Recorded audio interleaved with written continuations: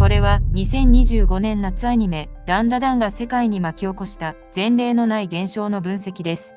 ネットフリックス世界ランキング4位、540万ビューという驚異的数字を叩き出したダンダダン2期。海外アニメサイトで連続1位を獲得し続けるタコピーの現在。そして77カ国でトップ10入りという日本アニメ史上でも稀に見る世界的反響。しかし、この圧倒的な海外人気の陰で、日本国内では静かな反応に止まっている不可解な現実がありました。なぜ私たちは自国のアニメが世界を席巻していることに気づかない